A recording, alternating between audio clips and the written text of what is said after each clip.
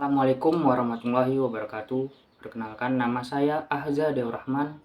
Saya di sini sebagai perwakilan dari kelompok yang beranggotakan 3 orang, ingin mempresentasikan makalah bukti sejarah kitab suci Al-Quran. Adapun tujuan dibuat video ini adalah untuk menyelesaikan tugas ujian akhir semester dengan matkul metafisika dan dosen pengampu Bu Melva Sri Penjahitan Eskom Mkom.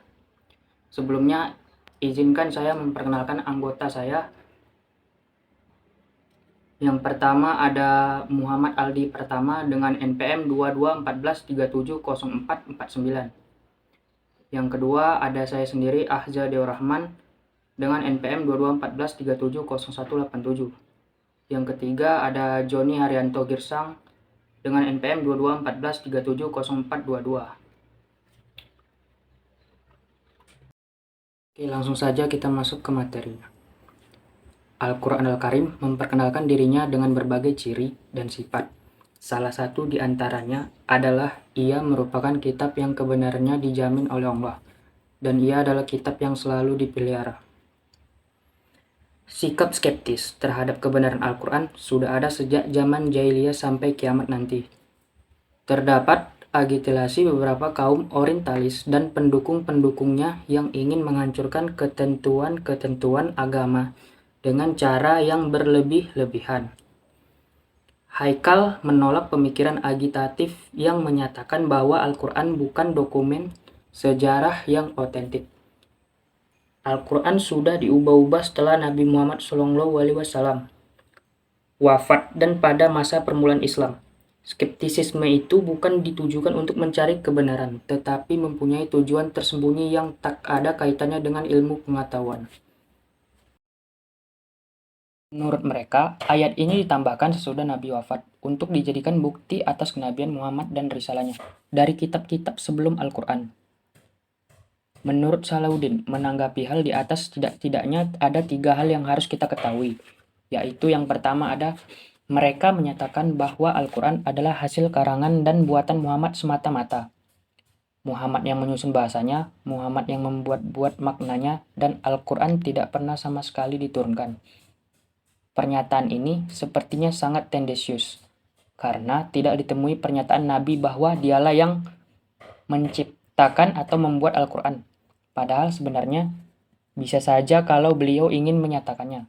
Dan juga untuk apa Rasulullah SAW menyatakan bahwa Al-Quran itu mukjizat. Sedangkan orang-orang Arab pada saat itu menyerah dan sama sekali tidak menemukan kelemahannya. Pernyataan ini sama sekali tidak sesuai dengan sejarah pribadi Rasulullah yang terkenal dengan kejujurannya, diakui oleh sahabat maupun musuhnya.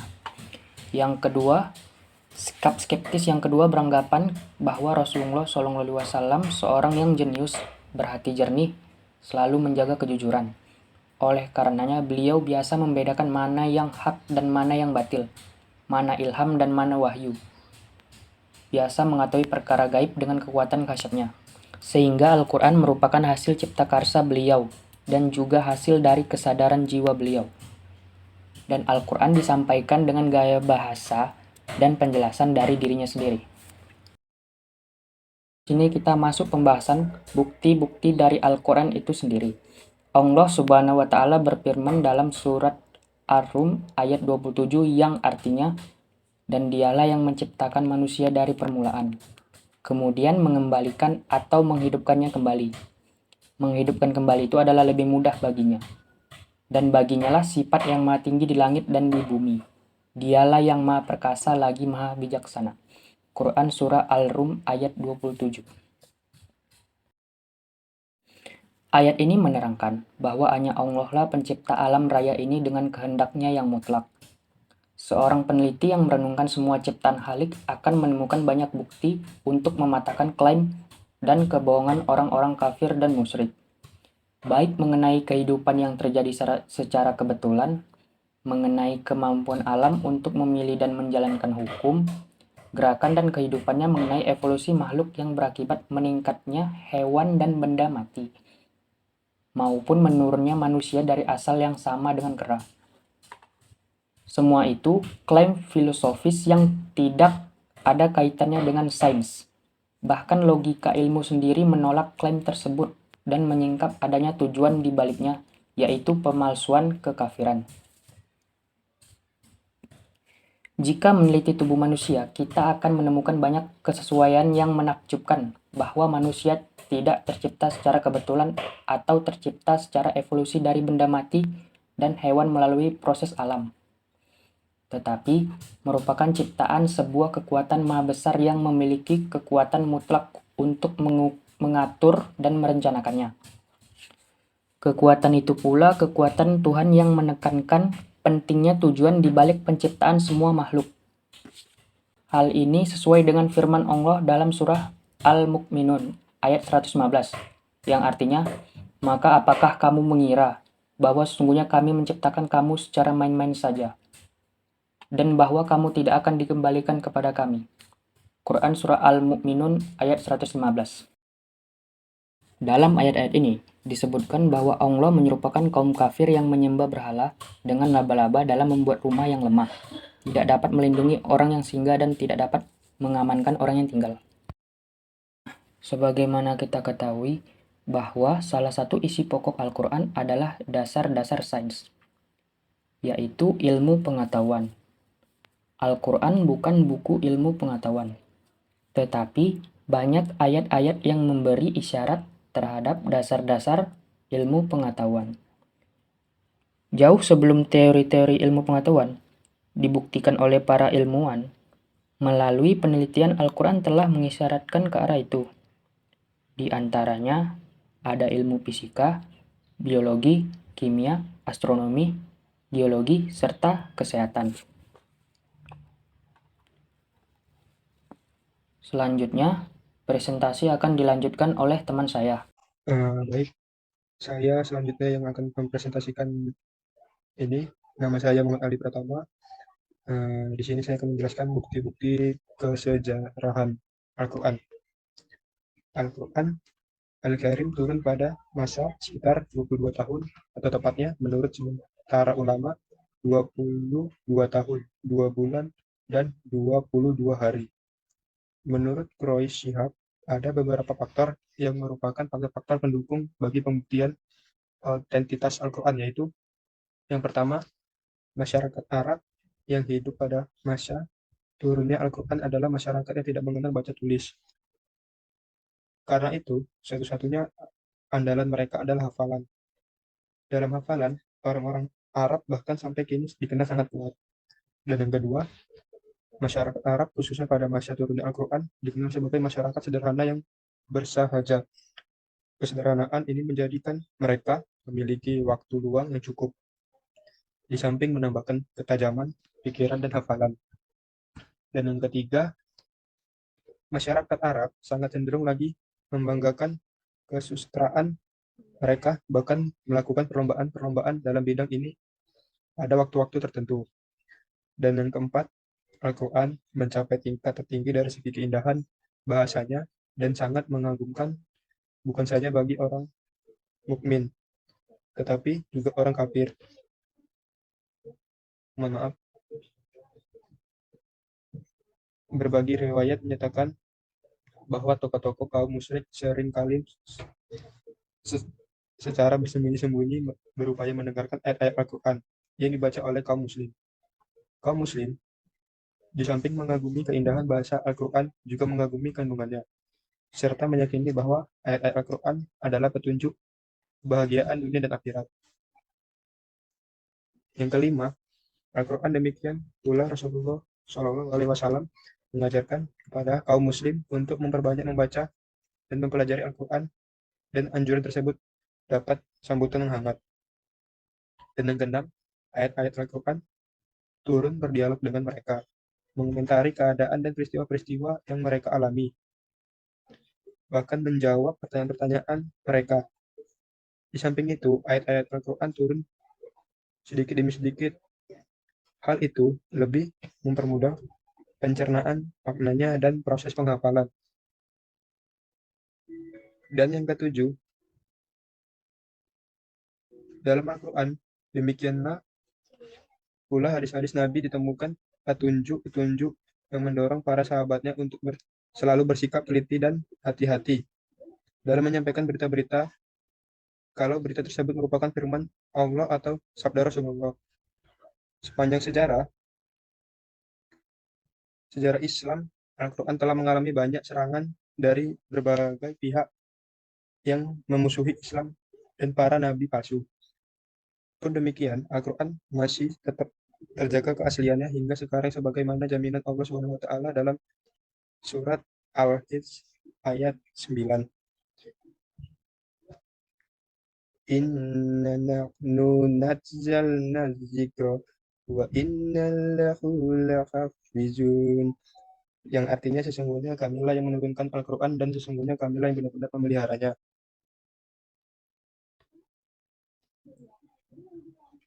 Dari pertama kali turunnya Al-Quran, Allah Subhanahu wa taala menanamkannya dalam dada dan hafalan Rasulullah Shallallahu alaihi wasallam atas kehendaknya, yang kemudian dihafalkan kembali oleh para sahabatnya tanpa ada yang terlewat dan keliru sedikit pun, baik kalimat maupun bacaannya. Mereka senantiasa menjaga hafalan setiap hari sehingga benar-benar hafal, kuat tertanam di hati mereka hingga datinglah suatu masa di mana ketika para sahabat menghafal Al-Quran, banyak yang gugur pada perang Yamamah. Al-Quran dikodifikasi ke dalam sebuah mushaf atas ijtihad Umar bin Khattab yang diajukan kepada Khalifah Abu Bakar. Setelah itu disalin kembali atas perintah Khalifah Utsman bin Affan untuk menyeragamkan seluruh dialek bacaan Al-Quran sehingga tersusunlah mushaf resmi yang dikenal dengan mushaf Utsmani seperti yang kita gunakan sekarang ini. Istilah masih tetap autentik sampai sekarang. Tidak ada pengubahan atau penambahan sedikit pun. Abu Bakar Ami memerintahkan kepada seluruh kaum muslimin untuk membawa naskah tulis ayat Al-Quran yang mereka miliki ke Masjid Nabawi. Menurut Abu Bakar, naskah yang diterima harus memenuhi dua syarat, yaitu yang pertama, harus sesuai dengan hafalan para sahabat, dan yang kedua, tuliskan tersebut benar-benar adalah tulisan atas perintah dan tulisan di hadapan Nabi Muhammad SAW. Untuk membuktikan kedua syarat tersebut, harus mendatangkan dua orang saksi. Untuk menjawab penolakan orang Quraisy terhadap Al-Quran sebagai wahyu Allah SWT, Al-Quran menantang mereka dengan tahapan-tahapan sebagai berikut. Yang pertama, mendatangkan semisal Al-Quran firman Allah surat Al-Isra ayat 88 yang berbunyi Qul la in tamatil insu wal jinnu alayya bismillah hadza Qur'anil la ya'tuna bimislihi walau kana ba'dukum libadin jahira, yang dimana artinya katakanlah sesungguhnya jika manusia dan jin berkumpul untuk membuat orang yang serupa Al-Quran ini, niscaya mereka akan dapat membuat yang serupa dengan dia, sekalipun sebagian mereka menjadi membantu bagi sebagian orang lain. Ayat tersebut merupakan tantangan yang paling aneh dalam sejarah dan banyak menimbulkan kebenaran. Pertanyaan tersebut didukung oleh fakta sejarah, yaitu peristiwa yang terjadi pada Ibnu al-Muqaffah sebagaimana diungkapkan oleh seorang orientalis Walakestana dalam bukunya Muhammad is Late Doctrine. Peristiwa itu demikian Walakeston terjadi ketika sekelompok orang jindik dan tidak beragama tidak senang melihat pengaruh Al-Quran terhadap masyarakat. Mereka memutuskan untuk menjawab tantangan Al-Quran. Untuk itu, mereka menaruhkan kepada Abdullah ibnu al-Muqaffah, seorang sastrawan besar dan penulis terkenal, agar bersedia membuat karya tulis semacam Al-Quran.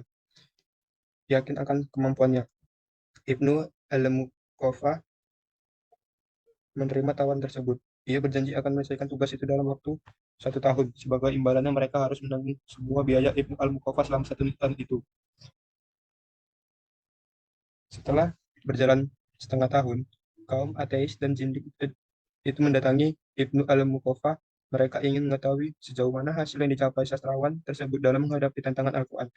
Pada waktu maaf, memasuki kamar sastrawan asal Persia ini, mereka menemukan Ibnu Muqaffa sedang memegang pena. Tenggelam dalam alam pikirnya, kertas-kertas tulis bertebaran di lantai, dan kamar penuh dengan sobekan-sobekan kertas yang telah ditulisi. Penulis terkenal ini telah mencurahkan segenap kemampuannya untuk menjawab tantangan Al-Quran, tetapi ia tidak berhasil dan tidak menemui jalan buntu. Akhirnya ia mengakui kegagalannya, rasa malu dan kesal menguasai. Ibnu Al-Muqaffa Abu Muhammad, pengarang Arab kebangsaan Persia, sebelum memeluk agama Islam, ia bergelar Abu. Ia orang yang pertama yang menerjemahkan karya-karya sastra tentang kebudayaan India dan Persia ke dalam bahasa Arab dan merupakan orang pertama yang melahirkan karya prosa bahasa Arab. Ayahnya Al-Mubarak mendapat kepercayaan dari penguasa Al-Hajjaj bin Yusuf untuk memungut pajak di wilayah Irak dan Iran. Kita lanjuti di bagian dirinya. Sebab lebih dari setengah tahun ia berusaha keras menulis semisal Al-Quran, namun tidak ada satu ayat pun yang dihasilkannya. Ibnu Al-Muqaffa memutuskan perjanjian dan menyerahkannya.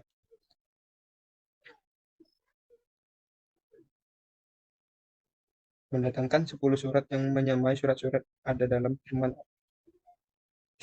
ada dalam Al-Quran. Firman Allah SWT, surat Hud ayat 13 yang berbunyi, kami yakuluna tasrakul fatu bi asyri suwari islihi mubtariyati wadu manistatatum min dunillahi in kuntum syarikin. Yang artinya bahkan mereka mengatakan Muhammad telah buat Al-Quran itu. Katakanlah, kalau demikian, maka datanglah 10 surat-surat yang buat yang menyamainya. Dan panggillah orang-orang yang kamu sanggup memanggilnya selain Allah, jika kamu memang orang-orang yang benar. Meskipun hanya 10 surat, namun ternyata tidak ada seorang pun yang dapat melakukannya. Peristiwa Abdullah bin Al-Muqaffa di atas merupakan salah satu contoh tidak kemampuan manusia tersebut. Yang ketiga, menyusun surat, menyusun sesuatu seperti atau lebih kurang sama dengan salah satu surat dari Al-Quran, yaitu surat Al-Baqarah ayat 23 yang berbunyi, wa in kuntum fi raibi mimma nazzalna ala abdina fa'tu bisuratim min mislihi wa'du syuhada'akum min dunillah in kuntum syadikin. Yang artinya, dan jika kamu tetap dalam keraguan tentang Al-Quran yang kami wahyukan kepada hamba kami Muhammad, buatlah salah satu surat saja yang semisal Al-Quran itu, dan ajaklah penolong-penolongmu selain Allah, jika kamu orang-orang yang benar. Di sini ada kesimpulannya yang bisa kasihkan di atas ialah sejarah membuktikan bahwa surat-surat yang ada dalam Al-Quran itulah yang telah mampu menyentuh perasaan mereka dan membuat mereka merasa kagum. Maka dimungkiri lagi bahwa surat-surat tersebut mengandung unsur yang dapat menghipnotis orang yang mendengarnya dan membuat kagum baik kaum mukminin maupun orang kafir. Maka banyak orang yang masuk dalam Islam karena pengaruh Al-Quran yang terjadi pada dirinya dengan surat-surat turun pada kali pertama ini lah. Maka banyak orang yang hipnotis karena meskipun pada meskipun pada saat itu jumlah kaum mukminin termasuk kalangan minoritas.